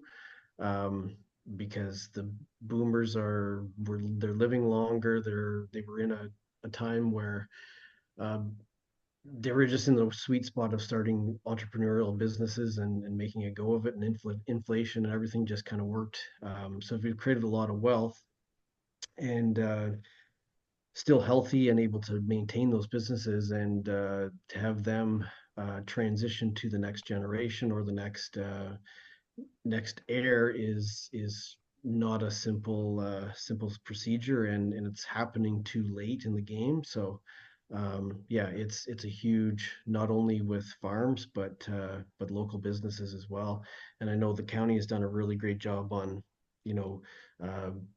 getting new business to our community, but actually we might have to look inwards and looking at the businesses that we already have existing, and how will they manage the next transition of generation. So yeah, looking at new businesses coming and retaining them, but we've got a lot of businesses that have started and older generations are still running them in well into their 70s and even 80s, and still doing fine at it, and and then their sons or daughters are 60 or even older, and they're looking at, well, they're already settled, so we'll actually heir it to the grandkids, which is a problem. So, and I know Paul was there, and he knew someone, so I'll let him speak to it too. I see his hands up. So, but Thanks, he Keith. might be a great speaker to have Yeah. engage within the community. I did want to note that Gravers Farmers Week on Dairy Day has an excellent speaker on succession. Lawyer Bob Scriven does an amazing job of talking about succession and transition. So come to Dairy Day if you want to hear that. Paul, please. Yes, I had a friend. So if you go to the Grey County, or sorry, the Ontario Federation of Ag's website on the general meeting that was a couple weeks back, there is a video with him speaking. I would encourage everyone to listen to him. I bought the book. I haven't read the book yet, but I got the book. He really hit home with what he was saying. And you're right, Keith, about the next generation and different things like that. And so yes, I would say watch that and look at that. I don't know if you can, probably could still source out the book, but it's, in a nutshell, have the conversation when everybody is alive. And he also talked about, I don't know if the percentage was 25%, but there's a lot, I think you mentioned it, Laura, there's a lot of people that don't have succession plans, don't have wills. He said there's all parts of the sector, lawyers and financial people just don't have wills. They just don't get to it. And I think we all sort of fall into that. Like, we don't want to deal with, we don't want to deal with it. And it's probably a natural thing we just don't want to deal with, but it is something that I think of an individual farmer in our Grey County region that just recently passed away, and and things happen. You don't. That's one thing God doesn't tell us. He doesn't tell us when we're leaving, and it happens whenever it's ready to happen. And so it's something that we need to be prepared for. And it also spoke to the part of if you want the family to stay together, you need to deal with it now, because the worst thing that can happen is it can tear a family apart when there's a death. So I'll leave it at that. Watch the video.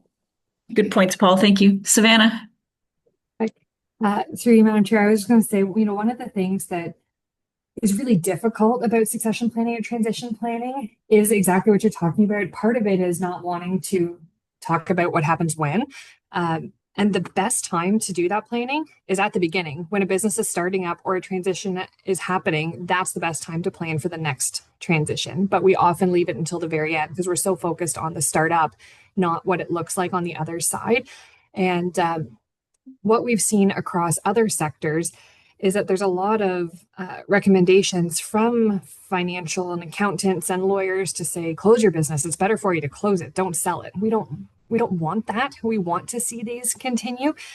So we're trying to have those conversations and also understanding that it's a really, really personal thing that people don't want out there. Most businesses don't want it known that they're talking about that transition or what happens next. So being highly confidential and really well trusted is important. And there aren't there's lots of different ways to do succession and transition planning, but they're kind of all over the map. So we've spent a lot of time internally looking at kind of best practice out there, bits and pieces of what we love and what we don't like from different succession and transition planning programs. And that's where we're trying to build something by R&Ding that is really truly a made in Grey approach that works for this area and that fits. So that's why I think it'll be Courtney actually who comes back to this group to talk about it specifically, because we will want your input, because it is so much more prevalent and it is a much bigger deal in agriculture because of that family aspect in particular. So there's a lot of people in the region who want to buy businesses.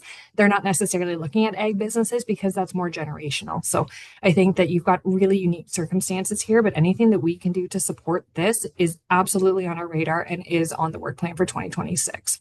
So we'll be back. Wonderful, Savannah. And Christmas is right around the corner. What a great opportunity when everyone's around the table to start talking about succession and transition. Wouldn't that be a party booster? Okay, so the other correspondence was the call for stories. Linda, did you want to speak to that? Sure, I can kick things off, and then of course, Savannah, if you want to add anything around the wild weather exhibit itself or anything to do with it, please jump in. So as you would have seen in the correspondence, Grey Roots Museum is happily hosting the acclaimed wild weather exhibit in May 2026. This is a traveling exhibit about how weather happens. It's very family friendly, very engaging. Our local Grey Georgian Bluffs Climate Action Team has felt, this is a volunteer resident group, that they wanted to take all of this great information about weather and translate it into something that was really locally relevant, grounded in local stories. So they've been working closely with Grey Root staff for months at this point, thinking about how a small kind of addendum to the wild weather exhibit can help make that information really hit home, and specifically connect some of the weather science to our changing climate. So they placed this call out to the community, and it's for across Grey County. It's not limited in any way to Georgian Bluffs, to ask for stories. Ideally stories that span a 30-year time horizon. And as we were just talking about, we know that many of the producers in our area are generational and have been doing this for a very long time. And we've heard in the work that the climate team and other teams have done that, we're seeing shifts in maple syrup tapping. We're seeing shifts in first and last frost significantly. So we're trying to look for those stories that ideally also maybe have a visual tied to them. They don't have to have a visual, but if someone has a family album and can go back and say, oh, here we were tapping the trees for the first time of the season in 1972, that would just be fantastic, because they are trying to make the exhibit as visual as possible. It's not exclusive to farmers. It doesn't, maybe it's a picture of a small business with a giant snow pile in front of it, but we do know that farmers are really at the front end of experiencing climate change impacts. So we do anticipate that some of your networks may have some of the best stories to share. So there is an email at the bottom of the correspondence, which we'll also put in the chat. And that's going to be your fastest route to get this information to the people who need it. But certainly you're welcome to send it to any of us here at the county as well, if that's easier for you, or if you want to point other people to us, we will make sure it gets into the hands of the volunteers who are looking for it. I'm sorry, and Savannah, do you want to add some stuff as well? I was just going to say, Madam Chair, that we're really excited to host this traveling exhibit. It's hard to find what's next after dinosaurs. We really think this is it. We know people love the weather, and it has changed so much, and there's so many impacts. So the fact that we can actually partner and tell the stories of what we have seen here and what that means for our sectors, what it means for economic development, what it means for tourism, it's just the perfect opportunity to bring our whole department together, all of our sectors, and tell the story of Grey Root. So we're looking forward to it. Please spread the word as much as possible so that everyone can participate in this. And we look forward to 2026. Wonderful. So many of our farmers have made records for years and years. It'd be interesting if there were some local farmers that could share some of their weather records, because that might tell us an interesting story. Might take someone to summarize some of the data, but that could be interesting. Paul, please. Yeah. Yeah. My mother kept a journal since early 60s. I could imagine what I could find in there. I think one of the things that I could relate to very briefly, and others, is the snow that we used to get in the early 70s, and Brian might relate to others, the snowbanks that we used, and you talk about, I always try to remind people that complain that the road didn't get plowed to noon. We had times we had storms, the roads didn't get plowed for 3 days. Like, you were stranded, and stuff like that. So it's, everything in perspective, but they used to, you see snowbanks that were probably twice the height of a pickup truck, and stuff like that, and just unreal. And probably some of those windswept areas as well. But anyway, it just seemed to be the 70s were, and then I remember a certain time in the 80s, I think 1980, there was hardly any snow, and all that stuff. And anyway, I'm sure lots of albums will, and I'm sure there's a lot of repetitious with regards to snow and stuff like that, but there's been other weather events as well. But I'm just, the 70s snowbanks were one that sticks out in my mind. Everyone always says the worst weather happens during Grey Bruce Farmers Week, so we've got lots of stories to tell too. So Simon, please. So if interested, I do have written records going back to the 1950s in my own life. Please get in contact with me, and I'll be glad to share. Because once I die, those things will probably go in the garbage, and there will be no use to anybody. So I will take the freedom at this point and the liberty, Laurie, to come back on your last piece of correspondence about farm succession. I've sat through a fair number of presentations, and all good here and so on. And I'm sure you do remember the time that we talked about death on the family. It was one of the hardest things I ever did. But they certainly, personal testimonies probably are the best to tell people, don't delay this. Yes, that's right, Simon. Thank you. Okie doke. So if there's no other comments, we'll continue on here. Thanks for everybody sharing today. It's been great chatter, which is great. Thank you. And thanks to Savannah and Linda and Scott. Any other business? Randy, please. Yeah, just recognizing that our next meeting is not until March, and I know there's a upcoming retirement for someone that's important to this committee and to the overall agriculture community in Grey County. That's before then. So I just want to thank Chair Laurie Smith for chairing this committee over the past 2 years. Your dedication, your commitment to this committee, as well as to the overall Grey Egg Services organization. As you know, it's left a lasting impact for not only the Grey agriculture community, but beyond the Grey Egg community, as we've talked about with your impact in terms of and learnings beyond through the Farmers Week and other services that Grey Egg Services provides. And so just want to thank you for everything you've done for this group and chairing this committee for the last 2 years. And note that on behalf of Grey County staff, we wish you all the best. And hopefully we'll have further, obviously, discussions between now and your retirement, obviously. But as it relates to this committee, just wanted to thank you for chairing this committee over the last 2 years and your participation as part of this group. We definitely appreciated it. Thanks so much, Randy. It's been a joy to do this. I've enjoyed it thoroughly. Yes, hoping to retire in February once we get Graybridge Farmers Week all wound up. So thank you very much for your kind wishes. Tara, please. Thank you. And I just wanted to further to Randy's comments, just noting for the committee that with the council term coming to a close in November of 2026, the 4-year appointments on the Ag Advisory Committee will also conclude at the same time. So we do have 2 additional meetings scheduled for this committee in 2026. The first is March 5th and then June 18th follows.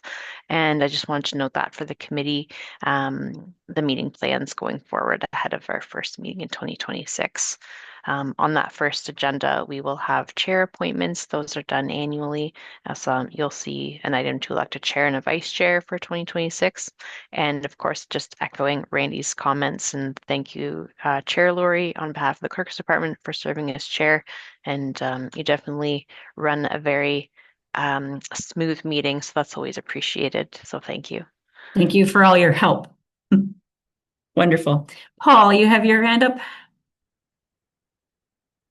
No? Yep. Okay. Sorry, I'm just trying to get the mute button. So I also want to take this opportunity to thank Laurie for not only being part of this committee, but all the work you've done over the years. I know you're not leaving 25th Side Road, so I think you can still be involved, and I'll encourage you to do that. And I think you could always also be welcome back to this committee as well. But I will miss the opportunities that I have once in a while, the occasion of council next door coming over and having many long chats with you. So I'm going to have to get your cell phone and have that conversation, I guess, on the phone instead of just walking over and having those occasional. But again, all the best. And I have a feeling you're not going too far and you still are going to be around. So thank you. Wonderful. Thank you so much, Paul. Any other business? I have a couple quick items. Yes, Keith? You're probably going to talk about what I'm going to talk about, so I'll let you go. Well, I don't know what you're going to talk about. I wanted to talk about the course programs. So the green brochure went out yesterday. So we have 15 amazing courses that Emily has pulled together for the next year. So take a look on the website to see all the great opportunities, all the great things you can learn. So please go to look at that at the Grey Ag Services website.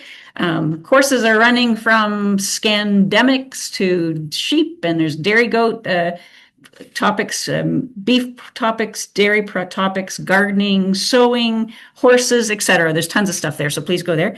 Also wanted to say one last time, Grey Bruce Farmers Week happens in January. We are running from the 7th to the 12th, starting with Beef Day. You can watch live at the Elmwood Community Center, or you can live stream. So please go to the gbfw.ca website to check out all the great speakers that we have. It should be an excellent week. Keith, what were you going to talk about? Okay, I was wrong. December 18th, Senator Rob Black is coming to downtown Bogner for the OSCIA AGM. So I'm not sure whether it's full up, Lori, but yeah, I thought we should put a shout out for that too. Wonderful. Not very often he would be in our local neck of the woods, so there is details probably on the Grey Ag website about that. Yeah, just for ease, you can just email me or Emily to get registered. We have to contact the caterer tomorrow with our firm numbers, and we only have about half of what I was anticipating coming to this evening. It begins at 5 o'clock with a gathering time. We have an amazing meal from 5:30 till 6:30. We have a short business portion for soil and crop for half an hour, and then Senator Black will be speaking from 7 till about 8 o'clock. It's a licensed event as well. It's more of a social event versus what we typically do. So it's kind of an experiment. I think it was Carrie's idea that we launch into this pattern. So please register today so that we have you on the list. Thank you, Keith, for that nod. Any other business? Paul. Just a comment to that. I think you'll have the ghost of Bill Murdoch there as well. Because I remember he talked about Wagner and that bridge that was out for a long, long time.